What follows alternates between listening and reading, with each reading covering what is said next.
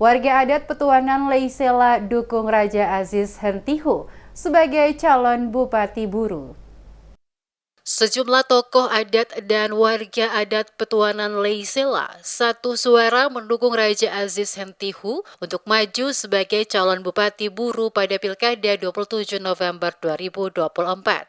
Dukungan ini dinyatakan sejumlah tokoh adat dalam prosesi adat Tanate berlangsung di Humtita Petuanan Leisela, Desa Wamblana, Kecamatan Vina Leisela, Kabupaten Buru pada Kamis 12 September. Warga adat Leisela menyebutkan lebih dari 20 tahun Kabupaten Buru mekar dan lepas dari Kabupaten Maluku Tengah.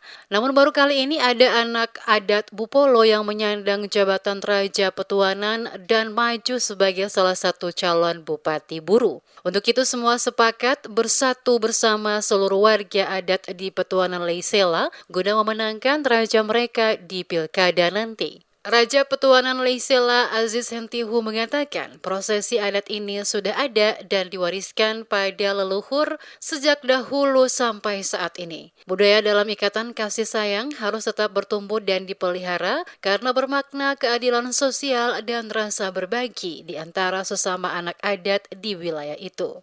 Sebagai Joe Leisela yang berperan sebagai pengayom masyarakat dan warga adat, Aziz menegaskan akan memikul tanggung jawab sebagai pemangku adat. Aziz juga membuka data statistik soal angka kemiskinan di daerah itu yang masih berada di posisi tinggi, yakni 15,82%.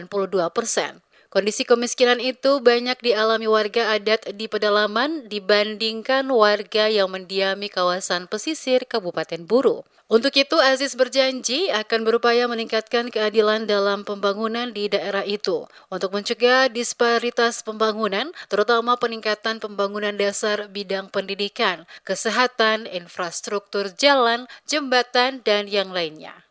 Tahun ini kembali dilaksanakan. Ini menggambarkan bahwa ada istilah wilayah dan ikatan karya ikatan kasih sayang kita tetap tumbuh, tetap maju hingga saat ini. Kegiatan ini tadi sudah dijelaskan disampaikan dalam sebulan sebelumnya, bahwa kegiatan ini dilaksanakan.